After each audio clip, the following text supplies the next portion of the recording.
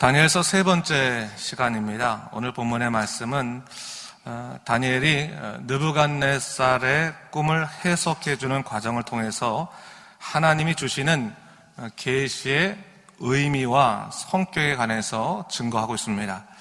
이미 말씀드렸지만 이 바벨론의 두 번째 왕인 느부갓네살은 당대 최고의 권력자였습니다. 그 아버지 나보콜라살과 더불어서 바벨론을 그동안 지배하던 아수르를 무너뜨리고 고대 근동의 또 다른 위협적인 세력이었던 이집트까지 제압했던 그야말로 아주 무서운 존재였습니다. 바벨론의 위력이 얼마나 컸으면요, 신약 시대까지 세상 나라를 상징하는 그러한 단어가 바벨론으로 쓰였을 정도니까 사실은 대단했던 거죠. 근데 오늘 본문을 보게 되면 그 무서울 것 없어 보이는 세계 최고의 통치자가 자기가 꾼 꿈 때문에 떨고 있는 것을 볼 수 있습니다. 여러분, 인간이란 존재가 이런 겁니다. 아무리 가진 것이 많고 힘이 강하다 할지라도 자기 스스로 감당할 수 없는 한계 앞에서 극도로 작아질 수밖에 없는 존재가 바로 인간입니다. 그런 의미에서요, 우리가 사람을 지나치게 의존할 필요도 없고 또 부러워할 필요도 없습니다. 인간은 인간일 뿐이다 라고 하는 사실을 좀 우리가 놓치지 않을 필요가 있습니다. 오히려 우리가 오늘 본문을 통해서 좀 바라봐야 될 것은 무엇인가? 삶에 있어서 진정한 통치자는 누구입니까? 사람이 아니라 하나님이시다. 그것을 기억해야 된다는 거죠. 이 세상의 모든 것이 하나님이 세우고자 하시면 세워지는 것이고 하나님이 무너뜨리고자 하시면 무너지는 것입니다. 모든 것이 다 하나님의 뜻에 달려 있습니다. 오늘 하나님께서 그러한 사실을 깨닫게 하기 위해서 사용하신 통로가 뭐냐면 바로 계시라고 하는 겁니다.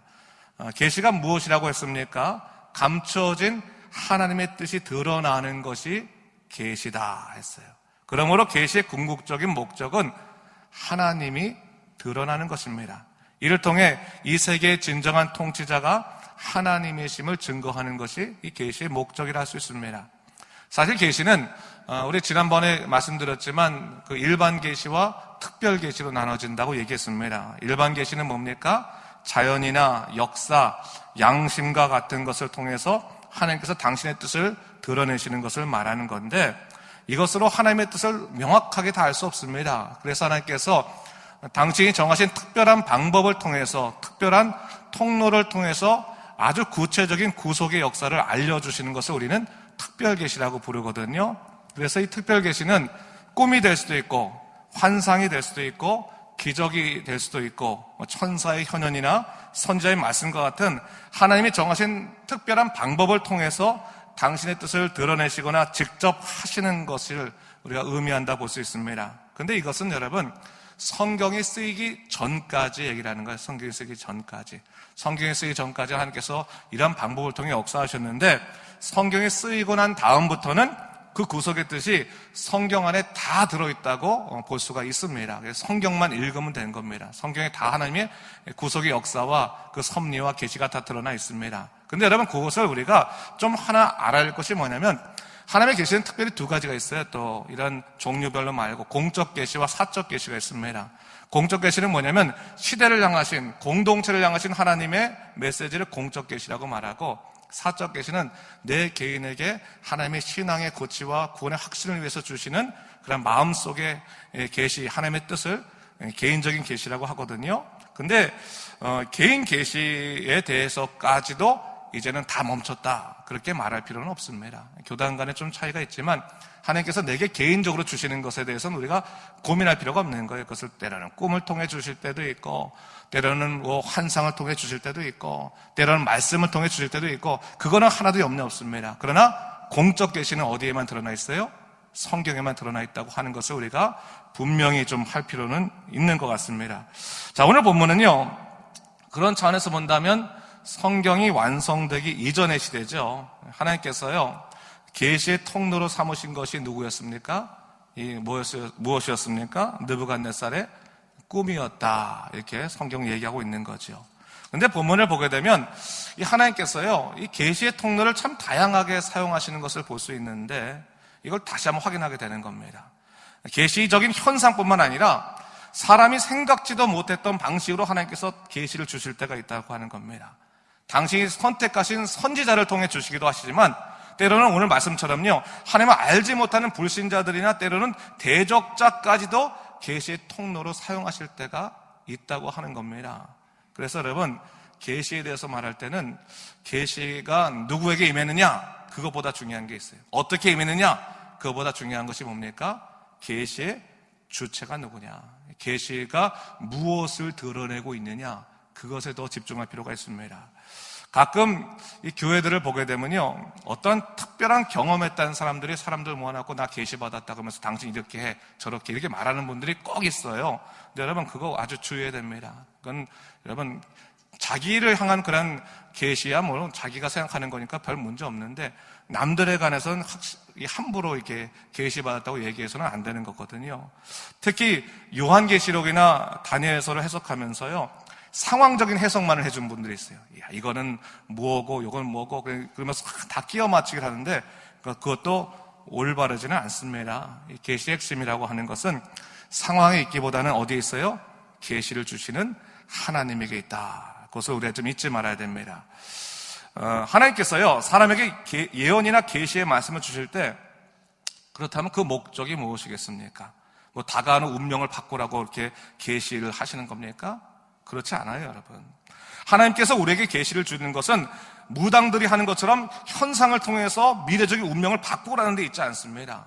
하나님이 우리에게 주시는 계시의 특징은 뭐냐면 현상을 넘어선 본질, 그래서 더욱더 하나님을 철저하게 바라보고 의지하라고 하는데 그 목적이 있다는 겁니다. 현상에 있는 게 아니에요. 하나님 바라보는 건데 네 자신을 의지하지 말고 주 여호와를 붙들라라는 차원에서 우리에게 계시를 주신다고 볼 수가 있습니다. 그런 의미에서요, 계시라고 하는 것은 뭡니까? 영적으로 잠들어 있는 자들을 깨우는 영혼의 종소리, 그래 보는 거예요. 그러니까 우리들이 자꾸 잠들어 있으려고 하고 우리들이 하나님을 잊어버리려고 할 때는 하나님께서 딸랑딸랑 하면서 종소리 들려주시거든요. 그게 여러분 하나님께서 주시는 계시의 통로라고 하는 겁니다. 오늘 본문도요, 바로 그것을 얘기하고 있는 겁니다. 오늘 본문을 보게 되니까 느부갓네살이 꿈을 꾸고 나서 그 불안감으로 인해서 바벨론에 있는 모든 예언가와 점술가들을 불러서 자기 꿈을 해석하게 하는 것을 볼 수가 있습니다. 그런데 이 느부갓네살이요, 꿈의 내용은 가르쳐주지 않고 점술가들에게 꿈과 해석을 다 말하라 이렇게 얘기하고 있는 것을 볼 수 있어요.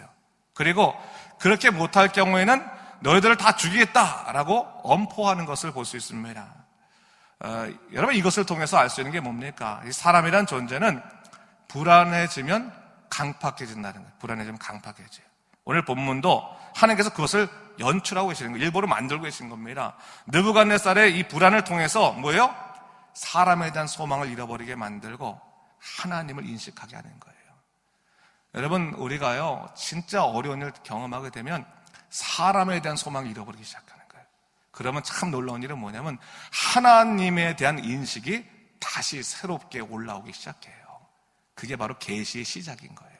계시의 역사인 거예요. 하나님이 떠오르시고 하나님이 보이시고 하나님 말씀이 들리기 시작하고, 그래서 요한계시록에서는 그 표현할 때 귀 있는 자는 들을지어다 라고 말하면서 그렇게 얘기하고 있어요. 예수님도 그렇게 말씀하시고 있고 귀를 열어주시는 어떠한 하나님의 방법이라고 하는 것을 얘기하는 거예요.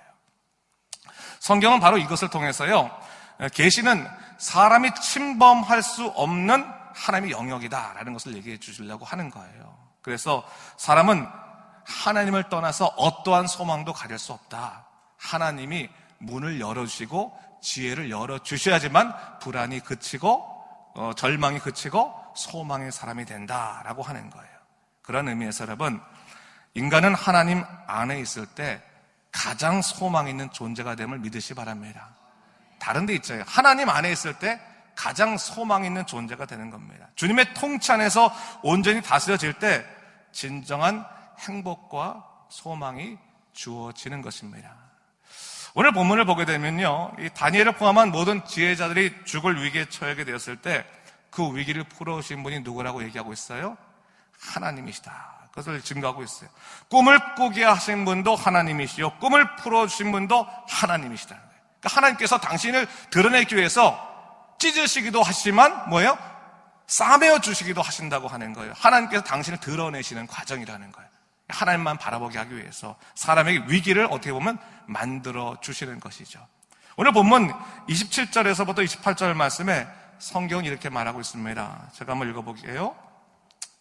다니엘이 왕 앞에 대답하여 이르되 왕의 물으신 바 은밀한 것은 지혜자나 술객이나 박수나 점쟁이가 능히 왕에게 보일 수 없으되 오직 은밀한 것을 나타내실 일은 하늘에 계신 하나님이시라. 그가 느부갓네살 왕에게 후일에 될 일을 알게 하셨나이다. 왕의 꿈 곧 왕의 침상에서 머릿속으로 받은 환상은 이러하니라.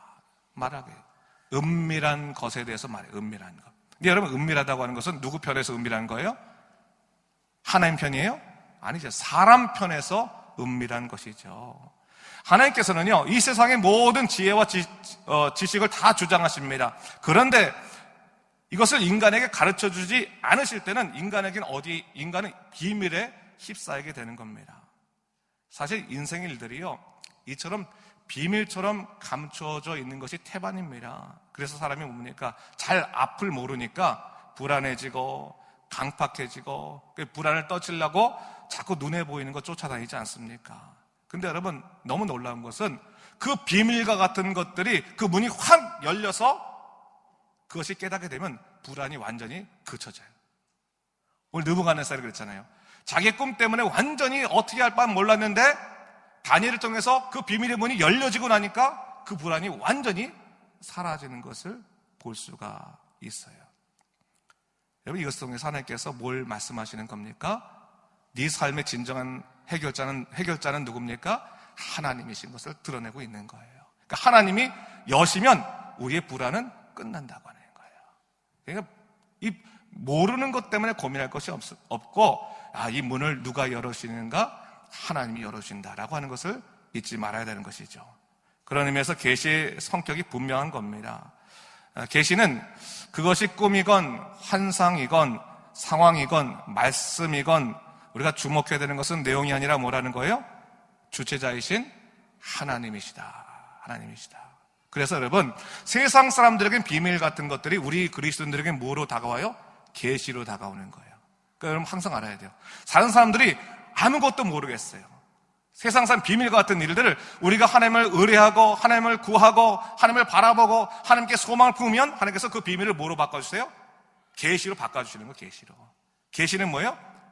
열어서 보여주시는 거예요. 열어서 보여주시는 거예요. 그러니까 완전히 감춰져 있는 것도 하나님이 주장하시고 나면 그것은 우리를 향하신 하나님의 뜻이 된다라고 하는 것을 잊지 말아야 되는 거예요.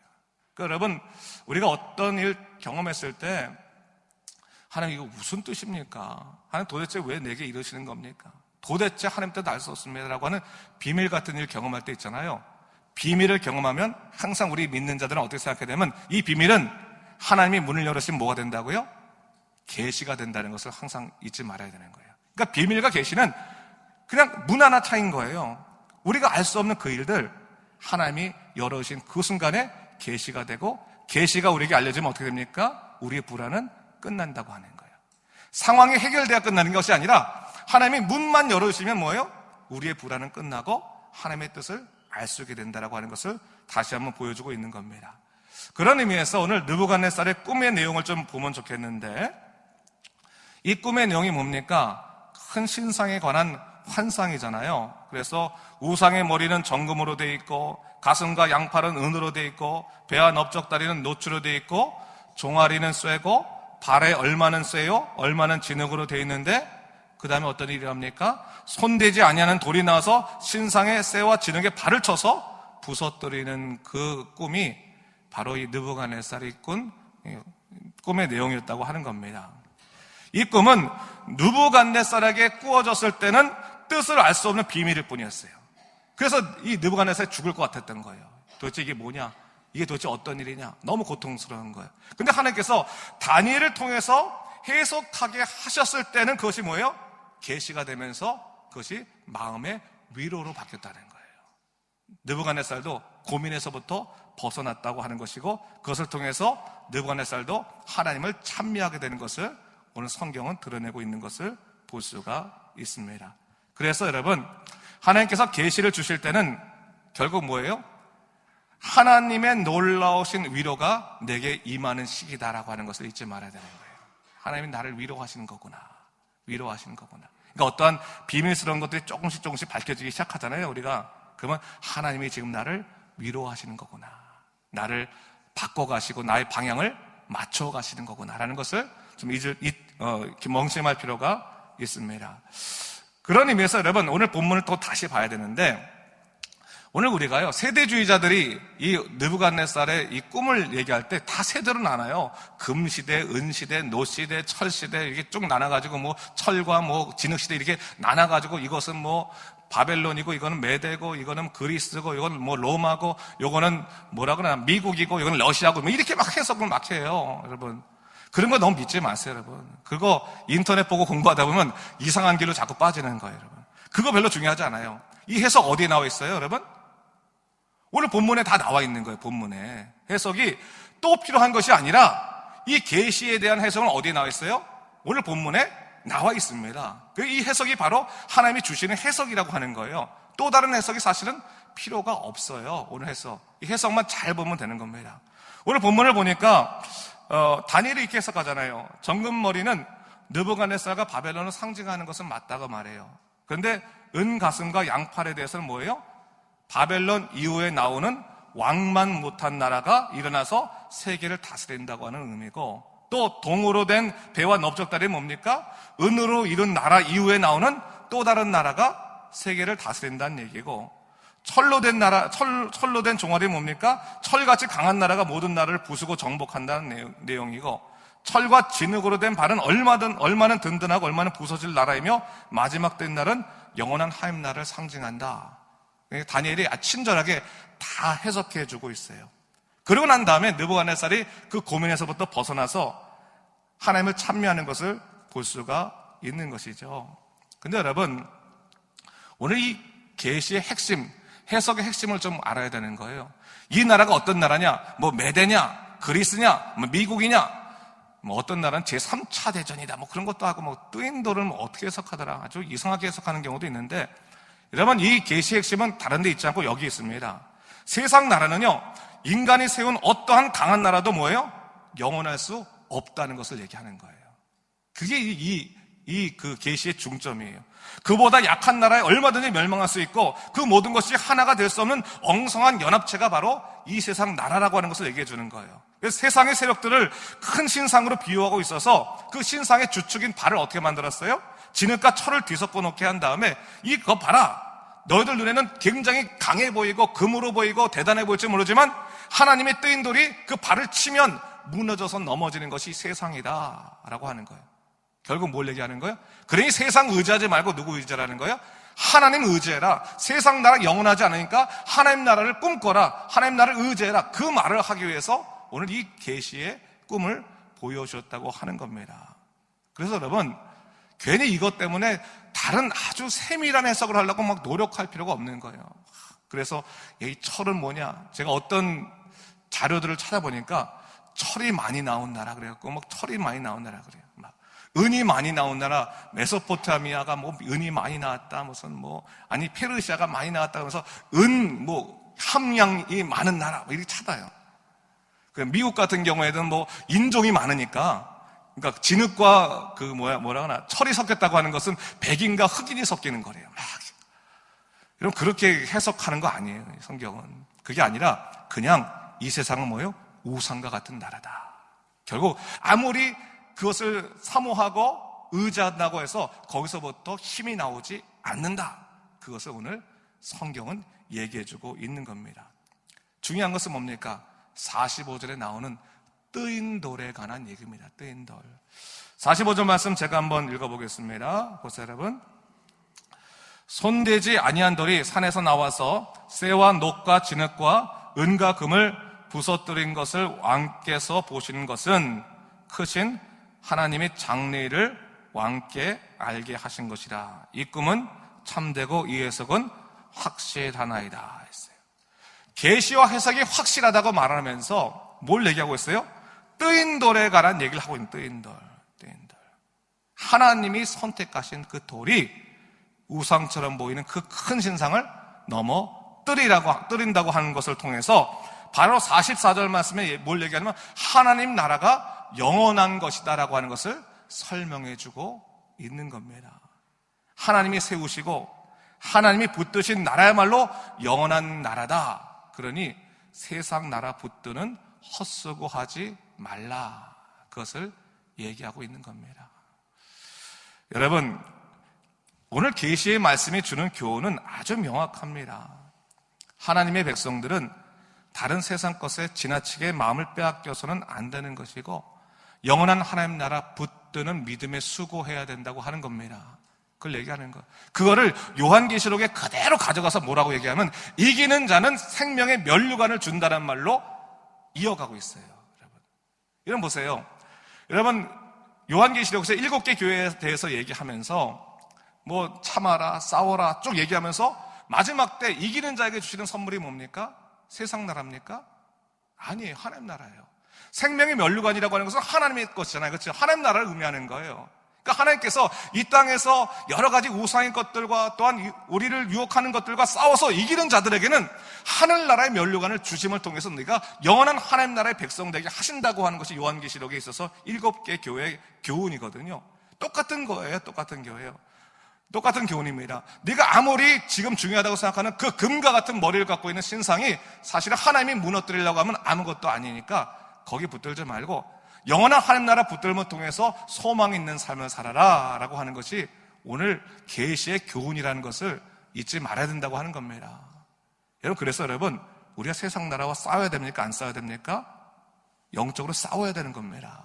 이겨야 되는 겁니다. 그래서 세상에 주는 행복을 찾아가지 말고 금이 주는 것 바라보지 말고 하나님 나라가 주는 그 뜨인 돌 예수 그리스도를 상징하는 그 놀라운 역사를 우리가 붙들고 살아가는 믿음의 사람이 되어야 할 것입니다.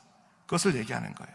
그런 의미에서요, 계시 성격 2가지만 얘기하면 첫 번째로 계시는 누구를 드러내는 것이다? 하나님을 드러내는 것이다. 그러니까 여러분 성경을 읽을 때 하나님이 드러나야 되는 거예요. 그래야지 성경이 여러분들에게 계시가 되는 겁니다. 아울러서 여러분 기도할 때 하나님이 여러분 마음속에 드러나기 시작하고 여러분 어떤 상황 속에서 하나님이 여러분 마음에 드러나기 시작하면 하나님께서 지금 뭘 주시는 거예요? 계시를 주시는 거예요.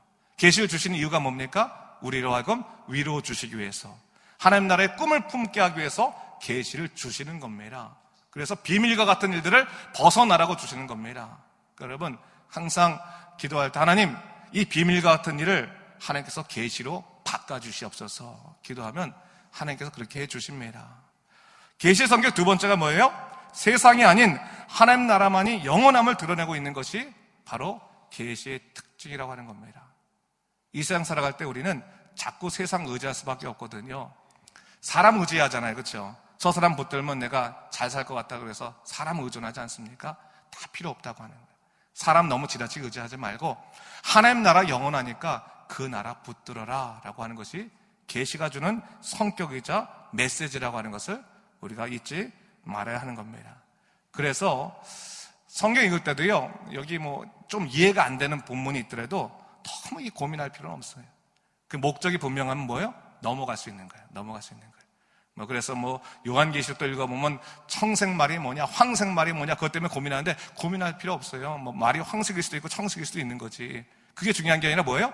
그 말을 탄 자가 누구냐? 예수 그리스도라고 하는 것을 명심해야 되는 거거든요. 근데 정작 우리는 예수님을 보지 않고 말 색깔만 보고 그것 때문에 넘어가지를 못하는 거예요. 여러분. 그러니까 성경 읽을 때 중요한 핵심 포인트가 뭔지를 알아야 되는 거예요. 하나님이 보이지 않는 이상은 다른 세상 것들이나 상황적인 것들 아무리 많이 해석해도 하나도 소용없어요. 하나님이 보이는 것이 가장 중요한 것이다라는 것을 이야기하고 있는 겁니다. 그런 의미에서요, 오늘 본문 2장 28절 말씀이 계시의 성격에 있어서 중요한 말씀이거든요. 요건 다시 우리 한번 읽어봤으면 좋겠습니다. 같이 한번 읽어보겠습니다. 시작. 오직 은밀한 것을 나타내시는 이는 하늘에 계신 하나님이시라. 그가 느부갓네살 왕에게 후일에 될 일을 알게 하셨나이다. 왕의 꿈 곧 왕의 침상에서 머릿속으로 받은 환상은 이러하니라 했어요. 이번 주 오후 예배 때, 그러니까 지난주 오후 예배 때 요한계시록 강의 들으신 분들 혹시 제가 디바인 데이라고 설명했는데 혹시 기억나신지 모르겠어요. 헬라어로 데이라고 하는 말은 뭐냐면 반드시 되어져야 할 것을 말할 때 day라는 말을 사용해요. 영어 day 말고 day. 근데 그것을 divine이라고 하는 영어를 붙여가지고 신적인 그러한 반드시 이루어져야 될 것, divine day라고 하는 신학적인 용어가 있어요. 이게 뭐냐면 계시의 성격이 있어 중요한 건데, 오늘 이 본문의 말씀이 이 다니엘서 2장 28절 말씀을 요한계시록에 가면 사도 요한이 1장 1절에서 쓰면서 들어가거든요. 이 말이 뭐냐면 당시에는요, 다니엘서가 가장 중요한 종말론적 계시의 이야기였어요. 메시지였어요. 그래서 사람들이 다 다니엘서를 생각하면서 종말은 이렇게 오겠구나라는 생각을 했는데, 사도 요한이 바로 요 다니엘서 2장 28절을 딱 가져가서 설명함을 통해서 하나님의 계시는 이러한 것이다라고 하는 것을 성격을 설명하고 있는 겁니다. 근데 오늘 본문에 보니까 이렇게 나와 있어요. 후일에 될 일을 알게 하셨나이다 라고 말하는데, 이것이 조금 더 쉬운 말로 해석하면 마지막 날들에 반드시 되어져야 할 일들을 알게 하셨나이다 라고 하는 것을 얘기하는 거예요. 이 말이 뭐냐면 마지막 날에는 뭐가 된다는 거예요? 반드시 하나님께서 이루실 일들이 다 되어진다라고 하는 것을 얘기해요. 되어진다. 다른 말로 하면 뭐예요? 하나님의 통치가 완전히 완성되는 것이다 라고 하는 거예요. 그러니까 종말의 의미는 뭐냐? 시기적으로 마지막 때일이 종말이 아니라 하나님이 통치가 완성되어지는 것이 종말이에요. 하나님의 통치가 완성되어지는 게 종말이에요. 근데 하나님의 통치가 완성되어진다는 게 뭡니까? 두 가지 의미가 있거든요. 믿는 자들에게 뭘 준다는 거예요? 구원을 주시고, 그렇죠? 하나님을 대적하는 자들에게 뭘 줘요? 멸망의 심판을 주신다고 하는 것이 종말의 교훈이거든요. 이 두 가지를 기억하라고 하는 거예요. 그래서 하나님께서 이 계시를 통해서 우리에게 뭘 말씀해 주냐면, 너희가 아무리 이 땅에서 힘들고 고통스럽고 어렵고 절망이 있고 또 소망 없는 삶을 산다 할지라도 하나님 의지하고 하나님 이름 붙들고 살아가는 자들에게는 하나님께서 구원의 역사를 허락해 주실 것이다. 그것이 종말의 위로다, 메시지다라고 말씀하시는 거고, 지금 아무리 세상 속에 잘 살아가고 떵떵거리며 살아가는 사람들도 하나님께서 그들을 인정하지 아니하신다면 바닥으로 떨어져 멸망의 심판을 당할 수밖에 없다라는 것을 얘기해 주는 겁니다. 그것을 통해서 여러분, 무엇을 우리가 더욱더 붙들어야 되는 겁니까? 우리가 앞에서 계속 얘기했던 것처럼 하나님만 붙들어야 된다는 것을 다시 한번 확인하고 있는 겁니다. 종말에 관한 것들에 대해서 여러분 너무 현상적으로 이해하지 마십시오. 이게 지진이 나고 홍수가 크고 그런 것들 때문에 종말에 무서움을 갖는데, 종말은 그게 종말이 아니라 하나님의 통치가 점점 더 완성되어지는 것이 종말인 거예요. 그래서 믿는 자들에게는 구원을, 그리고 믿지 않는 자들에게는 심판이 임하는 그 분명한 하나님의 통치가 완성되어지는 것이 종말이기 때문에, 그 종말을 여러분 준비하셨습니까? 준비하지 않으셨습니까? 준비하셨잖아요. 이게 또 큰일 났네. 다 빼곡다는 거네. 준비하신 거예요, 이미. 왜? 예수 그리스도 이름을 믿으셨잖아요. 그렇죠? 근데 끝까지 믿음을 지키기 위해서 어떻게 됩니까? 여러분들을 흐트러뜨리는 모든 악의 세력과 여러분이 싸워서 생명의 멸류관을 받을 수 있도록 주님 이름 붙들고 살아가야 된다는 것을 얘기하는 겁니다. 사단이 여러분 흔들지 못하도록 예수 이름 붙들고 살아갈 때 우리는 끝에 이기는 자로서 승리할 수 있다고 하는 것을 오늘 계시가 분명히 이야기해주고 있는 겁니다. 다시 한번 여러분, 계시가 간단하죠, 여러분. 그러니까 그 간단한 계시의 성격을 이해하고 끝까지 예수 그리스도 이름으로 살아간 여러분 되시기를 주님의 이름으로 축원합니다. 기도하겠습니다. 주 하나님 아버지 감사합니다. 오늘 우리 수요 예배 때 하나님께서 주시는 계시의 성격에 대해서 다시 한번 생각하게 하신 것 참으로 감사합니다. 하나님, 주님만 바라보게 하시고 주님의 나라가 영원한 것을 믿게 하시고, 아무리 힘들고 어렵더라도 예수 그리스도께서 이루신 그 구원의 놀라운 일들을 붙들고 살아가는 믿음의 백성 될 수 있도록 인도하여 주시옵소서. 오직 하나님만이 나의 전부 되심을 기억하며 오직 하나님의 뜻을 이루며 살아가는 믿음의 사람 되도록 인도하여 주시옵소서. 감사드리며 이 모든 말씀 우리 주 예수 그리스도 이름으로 간절히 기도드립니다. 아멘.